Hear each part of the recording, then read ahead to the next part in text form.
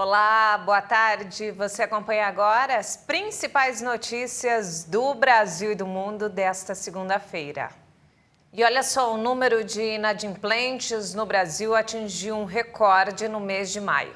A pesquisa da Serasa apontou que em todo o país mais de 66 milhões de pessoas estão devendo. O Brasil alcançou o maior número de inadimplentes desde o início da série histórica feita pela Serasa em 2016. Em maio, mais de 66 milhões e 600 mil pessoas estavam com os nomes negativados por dívidas. Segundo a Serasa Experian, os números representam um aumento de 4 milhões de nomes. Ainda de acordo com o levantamento, a maioria das dívidas é com o segmento de bancos e cartões, que representa 28% do total. Depois aparecem as contas essenciais, como água, luz e gás. Na sequência, estão setores de varejo e financeiras, serviços, telefonia e seguradoras. A Serasa espera que o saque extraordinário do FGTS de R$ 1.000 possa ajudar os negativados a limpar o nome. Os dados apontam também que a faixa etária mais jovem, de 18 a 25 anos, foi a que mais cresceu em inadimplência. Isso na comparação entre maio de 2021 e 2022. A alta foi de 10,75% e chegou a 8 milhões e 560 mil negativados. Já o número de idosos com dívidas cresceu 8,3%, alcançando quase 11 milhões e meio de pessoas. Ainda assim, o maior número de inadimplentes, os de 26 a 40 anos, tem mais de 23 milhões e meio de negativados. Depois aparecem os brasileiros entre 41 e 60 anos, grupo no qual há 22,8 milhões em situação de inadimplência. E falando sobre saúde, o Brasil tem 219 casos confirmados de varíola dos macacos. Segundo o Ministério da Saúde, São Paulo tem o maior número de casos, 158. Em seguida aparece Rio de Janeiro, que, de acordo com a Secretaria de Saúde do Estado, soma 34 confirmações da doença.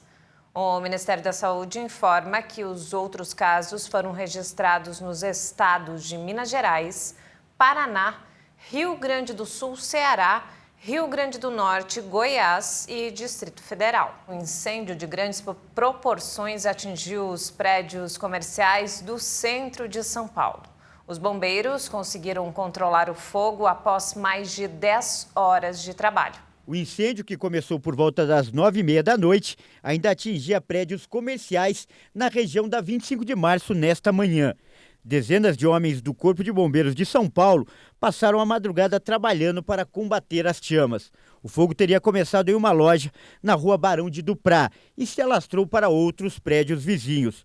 Os lojistas foram até a região para tentar recuperar alguns bens, mas devido ao calor e ao perigo, não puderam se aproximar. Na última atualização feita pelo Corpo de Bombeiros, 85 brigadistas seguiam trabalhando para combater as chamas no prédio, que fica muito próximo ao mercado municipal. A fumaça pôde ser vista de diversos pontos da capital.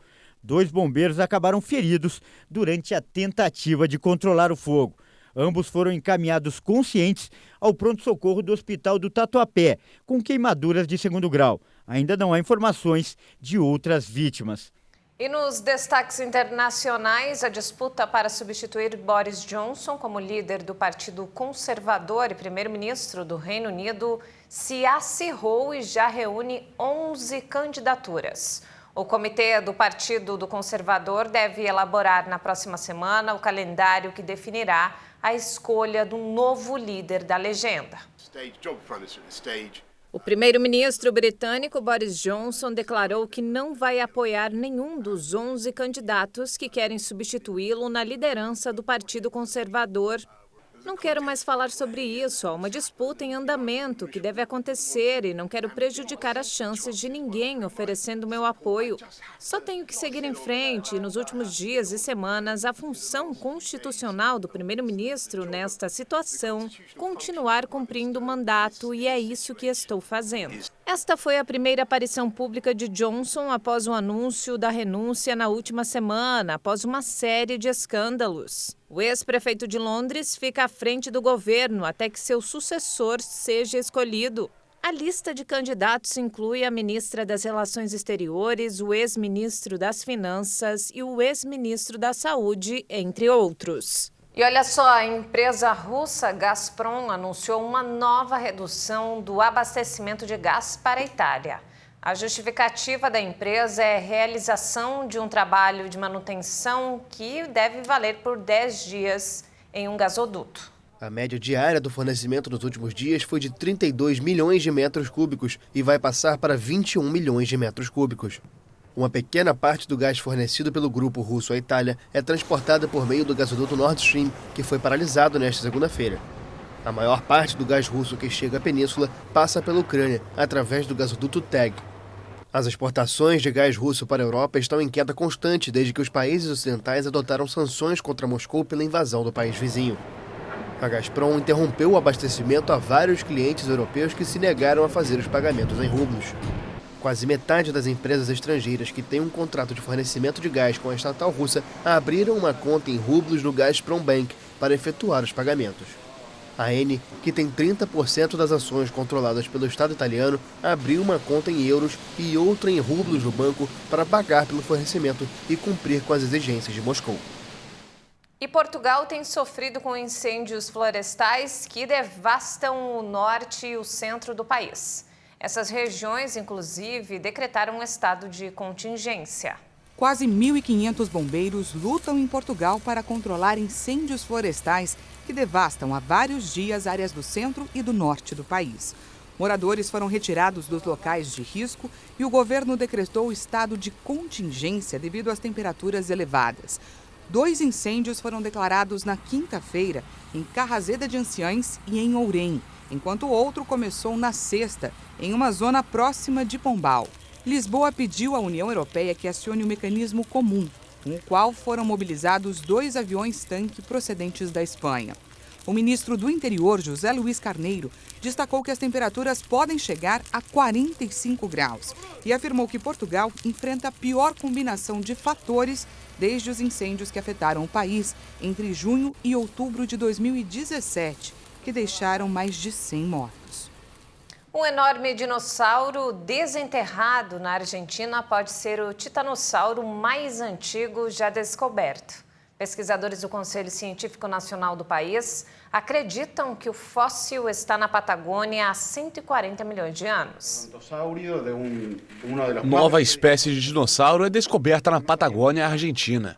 O animal era um grande carnívoro com uma cabeça enorme, mas de braços minúsculos, como o Tiranossauro Rex. A descoberta, publicada na revista Current Biology, sugere que os pequenos membros superiores desses predadores deram a eles certas vantagens de sobrevivência.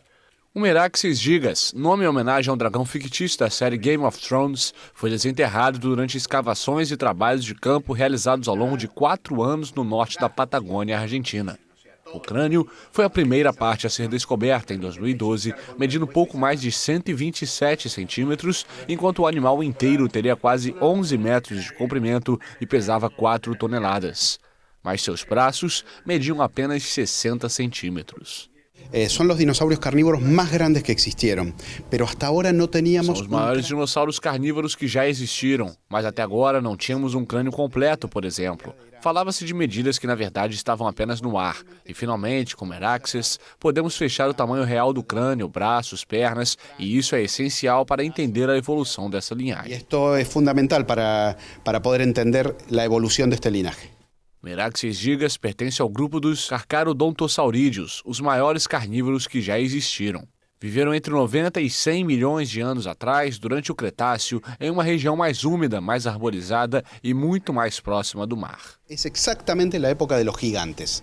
É exatamente a época dos gigantes. Não há dinossauros antes ou depois tão grandes quanto naquela época. Então estamos aprendendo sobre os tamanhos dos maiores dinossauros do mundo.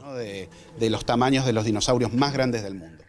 Acredita-se que algumas espécies de predadores gigantes tenham desenvolvido braços minúsculos, mas poderosamente musculosos, porque obtiveram certos benefícios. Eles poderiam ser usados para apoiar a fêmea durante o acasalamento ou para se levantar após um descanso ou queda.